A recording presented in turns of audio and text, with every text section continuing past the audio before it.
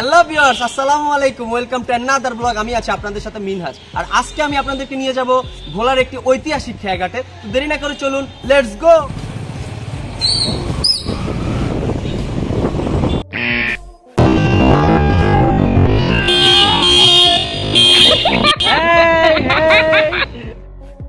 তো ভিউয়ার্স, আশা করছি আপনারা সবাই ভালো আছেন এবং সুস্থ আছেন। আমিও আপনাদের দোয়ায় আলহামদুলিল্লাহ ভালো আছি এবং সুস্থ আছি।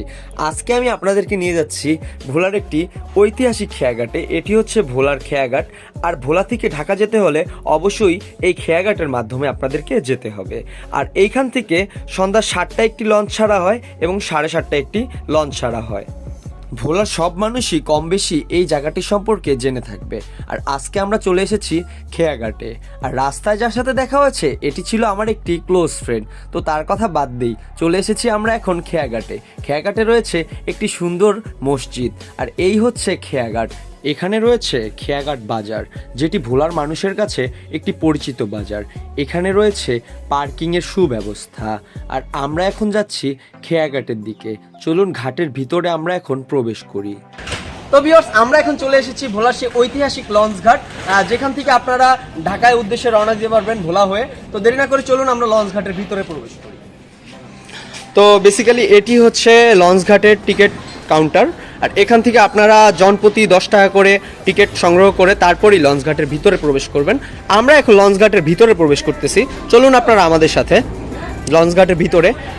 এটি হচ্ছে সাধারণত ভোলার সর্বপ্রথম লঞ্চ ঘাট, যেখান থেকে আপনারা ভোলা হয়ে ঢাকা যেতে পারবেন। আর এটি হচ্ছে সেই লঞ্চ ঘাট। এখান থেকে এখনও আগের রুটেই লঞ্চ ছাড়া হয়। একটা লঞ্চ ছাড়া হয় 7টায় আর একটা ছাড়া হয় 7:30টায়। তো আমরা চলুন পুরো লঞ্চ ঘাটটি ঘুরে দেখি আপনাদেরকে নিয়ে। তো এটি হচ্ছে ভোলার সেই দৃষ্টিনন্দন লঞ্চ ঘাট, ঐতিহাসিক লঞ্চ ঘাট, যেটি হচ্ছে ভোলার সর্বকালীন সেরা লঞ্চ ঘাট, যেখান থেকে বেসিক্যালি রাত্র 7টা এবং 7:30টা লঞ্চ ঢাকার উদ্দেশ্যে রওনা দেয় এবং ভোরবেলা ঢাকা থেকে লঞ্চ আসে। তো আপনারা দেখতে পাচ্ছেন এটি হচ্ছে লঞ্চ ঘাটের একদম শেষ প্রান্ত। এখান থেকে অনেক সুন্দর লঞ্চগুলোর ভিউ আপনারা উপভোগ করতে পারবেন। বেসিক্যালি এখন দুপুর টাইম, যার কারণে আসলে ওরকম যাত্রীর প্রবণতা বা চাপটি এখন আপনারা দেখতে পাচ্ছেন না। আর এই হচ্ছে আরেকটা গেট, যে গেটটি আপাতত বন্ধ রাখা হয়েছে। লঞ্চ ঘাটের পাশেই রয়েছে কোস্ট গার্ড। আর আমরা এখন দেখতে পাচ্ছি কোস্ট গার্ড। তো ভিউয়ার্স, এতক্ষণ আপনারা উপভোগ করলেন লঞ্চ ঘাটের বাম পাশের ভিউ। আর এখন আমি আপনাদেরকে উপভোগ করাবো লঞ্চ ঘাটের ডান পাশের ভিউ। সত্যি ভোলার খেয়াঘাটটি আমার কাছে অনেক ভালো লাগে। আর আমার জন্য এটি একটি হেল্পফুল জায়গা।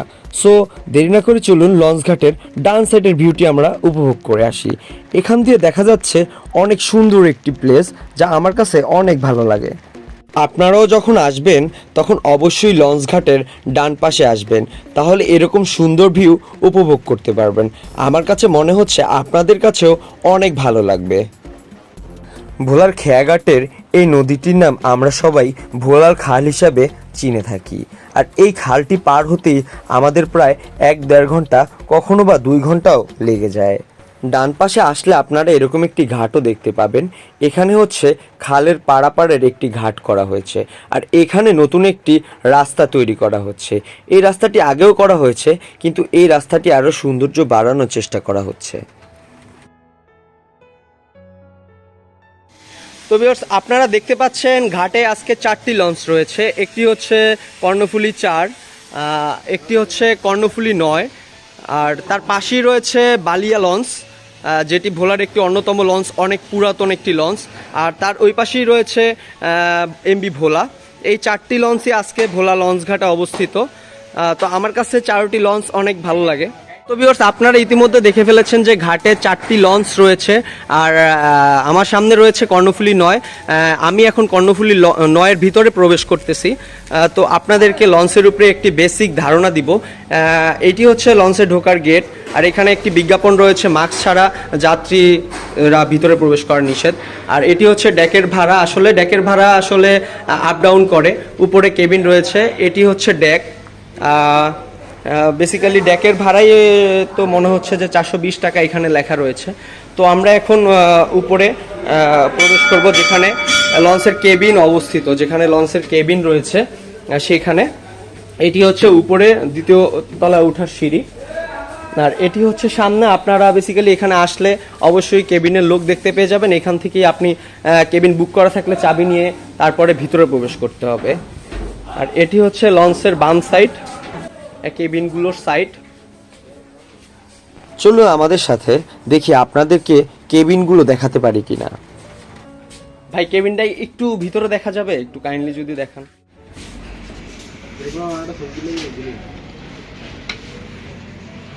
এটি হচ্ছে ডাবল কেবিন, মূলত এখানে দুটি বেড রয়েছে এবং দুটি ফ্যান রয়েছে, মাঝখানে একটি টিভি দেখতে পাচ্ছেন।